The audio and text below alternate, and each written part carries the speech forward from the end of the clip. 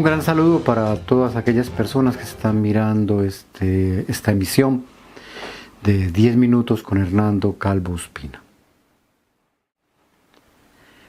Al morir el venezolano Simón Bolívar en 1830, luego de haber dado libertad a 5 naciones y haber tratado de lograr la unidad de las naciones de América Latina, llegó el colombiano Francisco de Paula Santander a acabar con todo este bello sueño.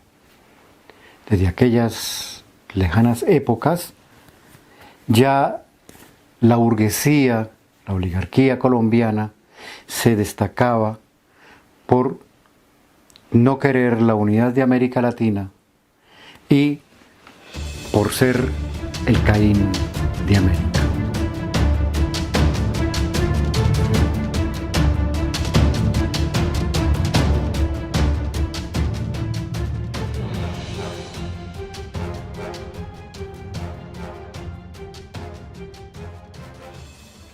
Y como esta primera, cápsula de historia que les he comentado acerca del servilismo colombiano ante los intereses de Estados Unidos, voy a comentarles algunas otras.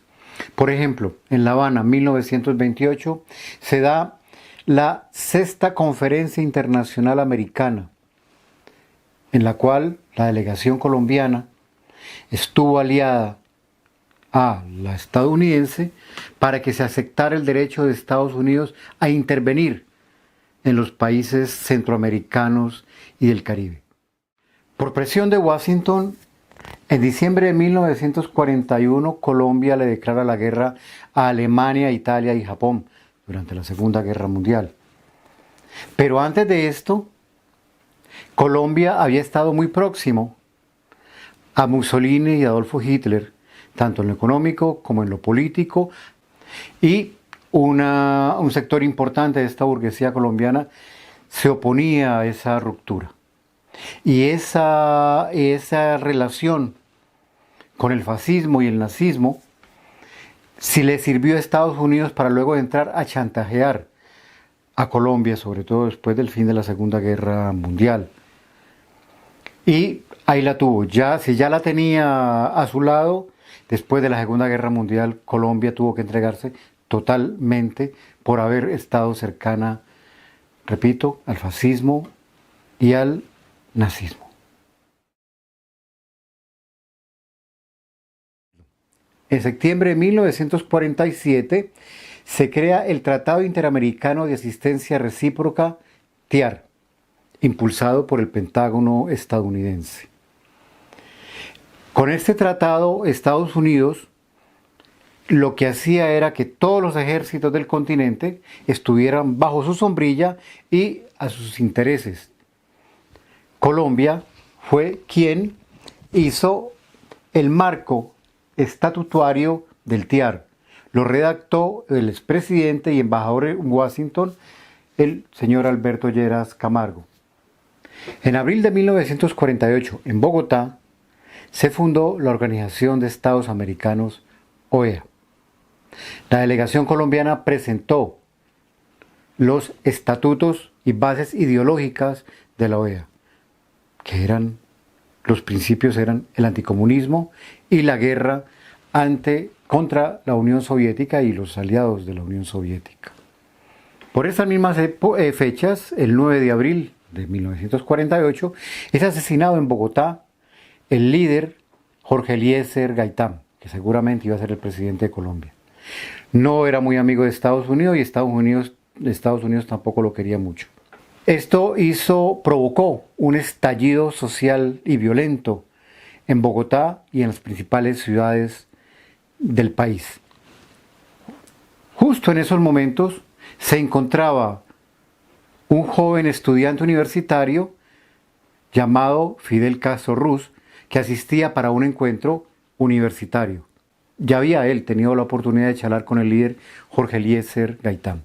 Pues bien, pocos años después, alguna prensa estadounidense y colombiana comenzaron a decir que Fidel Castro había participado del asesinato del líder colombiano.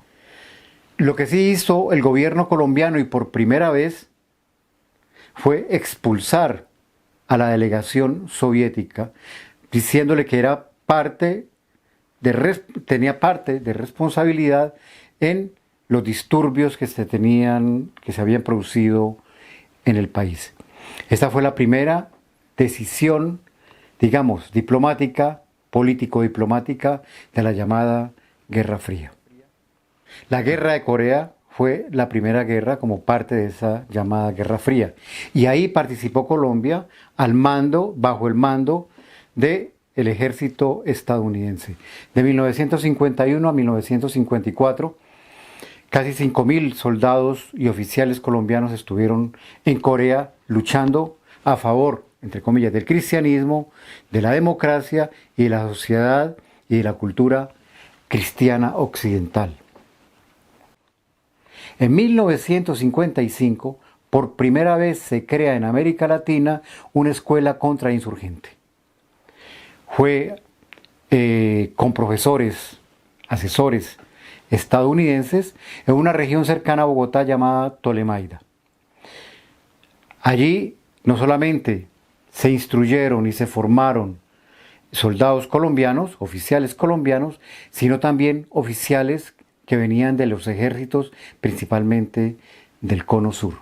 Esta escuela, llamada la Escuela de Lanceros, estuvo 7 años antes que la misma escuela que hizo Estados Unidos en el Canal de Panamá, la famosa Escuela de las Américas. El 9 de diciembre de 1961, una semana antes de que el presidente Kennedy llegara a Bogotá, Colombia rompió relaciones diplomáticas con Cuba.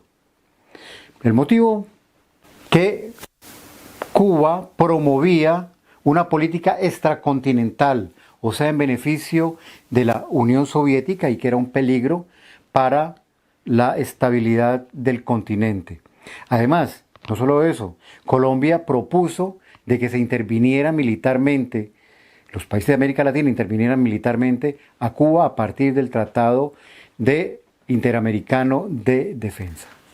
El 31 de enero de 1962 en Punta del Este, Uruguay, a petición y a propuesta de la delegación colombiana, se expulsó a Cuba de la Organización de Estados Americanos, OEA. Lógicamente, esto ya era algo que venía preparando los Estados Unidos y lo único que hizo Colombia fue servir de vocero para que esto se diera por hecho.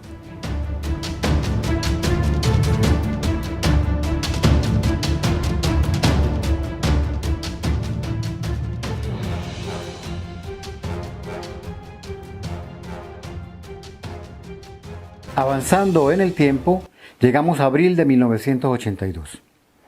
Argentina trata de recuperar por la vía militar las Islas Malvinas que le pertenecen, pero que están en posesión y como colonia de Gran Bretaña. Se produce una guerra, Estados Unidos se olvida del Tratado Interamericano de Asistencia Recíproca y se va del lado de Gran Bretaña. Toda América Latina está con Argentina. Bueno, no toda, salvo 2 países. Uno, la dictadura de Augusto Pinochet en Chile y Colombia. Desde ese momento a Colombia se le comenzó a gritar, a Colombia y a los colombianos, se les comenzó a decir el Caín de América, a los traidores de América. En esa década de los 80 se da algo que transformó a Colombia y que afectó a muchas naciones en el continente. Y fue la creación de los grupos paramilitares financiados por narcotraficantes, entre ellos Pablo Escobar, pero también, según el testimonio de un mercenario del ejército israelí, también los ayudó a financiar un ganadero que terminó siendo presidente de Colombia. Todo el mundo sabe que ese señor se llama Álvaro Uribe Vélez.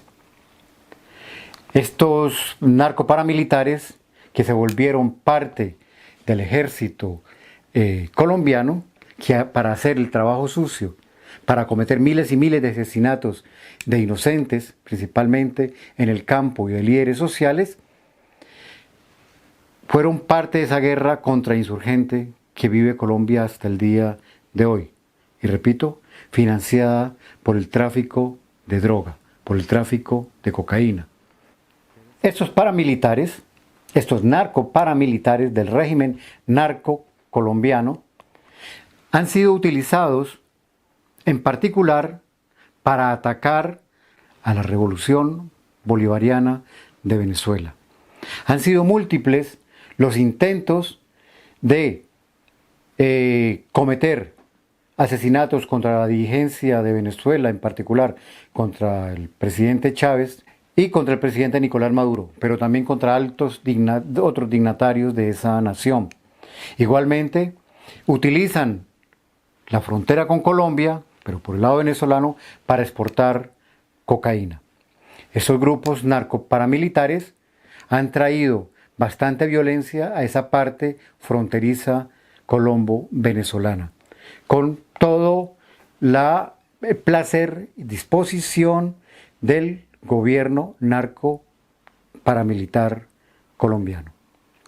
Como se está diciendo en los últimos meses, Cuba exporta médicos, Colombia exporta narcoparamilitares y mercenarios para llevar la muerte.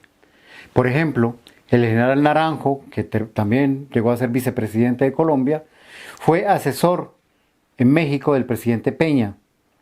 De cuestiones de seguridad y de la policía y del ejército mexicano comenzaron las masacres a campesinos y a estudiantes en México. También las fuerzas, miembros del ejército colombiano retirados o activos, hoy están presentes en Irak, en Afganistán, peleando con contra el gobierno de Somalia, pero también pagados por el gobierno de Arabia Saudita, atacan, bombardean y hacen el trabajo sucio en Yemen. Colombia, el Caín de América, que exporta muerte, que exporta paramilitares, exporta mercenarios, volvió a ser noticia mundial cuando aproximadamente 20 exmilitares colombianos, todos entrenados por el ejército estadounidense, además reconocido por el Pentágono, asesinaron al presidente de Haití, Jovenel Moïse. El Departamento de Estado y el Pentágono han guardado bastante silencio sobre esto. El gobierno colombiano reconoció que habían sido sus soldados, sus oficiales, y automáticamente, como cuestión extraña, pidió que se les respetaran sus derechos humanos.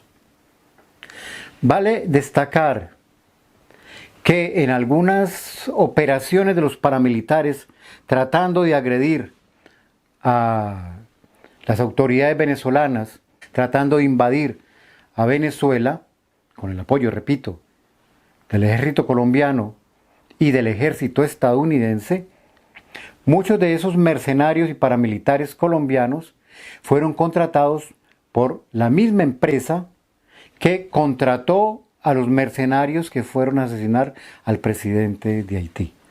Una gran coincidencia. Una empresa radicada en Miami con relaciones a muy alto nivel en el poder estadounidense.